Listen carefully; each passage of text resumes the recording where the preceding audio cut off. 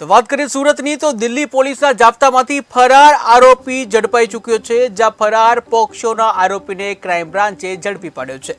ત્યારે આરોપીને ઉત્તરાખંડથી પકડી દિલ્હી લાવી રહી હતી ત્યારે આરોપી દિલ્હી પોલીસના જાપ્તામાંથી ફરાર થયો હતો। ત્યારે આરોપી રાહુલ ગુર્જર પત્ની સાથે દિલ્હીમાં ભાડે રહેતો હતો। જ્યારે રાહુલ ગુર્જરે મકાન માલિકની પૌત્રી સાથે દુષ્કર્મ આચર્યું હતું। सूरत शहर में नास्ता करता आरोपीओ तथा पेरोल जंप आरोपी ने पकड़वानी झुंबेश चाली रही है।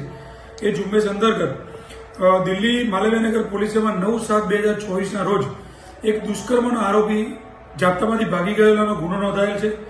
जे गुनानी हकीकत एवी है कि आरोपी राहुल गुर्जर ये दिल्ली विस्तार में भाड़ेथी रहतो हतो, होटल में नौकरी करतो हतो। एनी गर्लफ्रेंड है बबीता, एने बंने जणा साथे मकान में भाड़े रहता था।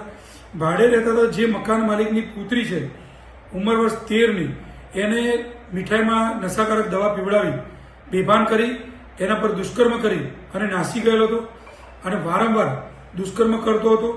एना घरमांथी प्रेरीना घरमांथी लोकर तोड़ी 1,78,000 रूपियानी एने चोरी करेल हती अने ए बाळकीने वारंवार जो तू कोईने कही देशे तो तारा घरमांथी तारा सभ्योने गोળી मारी अने मर्डर करी नाखीश एवी धमकी आपतो हतो। એટલે બાળકી ચૂપ રહી હતી। એ બાબતનો ગુનો દિલ્હી માલવીનગર પોલીસમાં દાખલ થયો હતો। ત્યારબાદ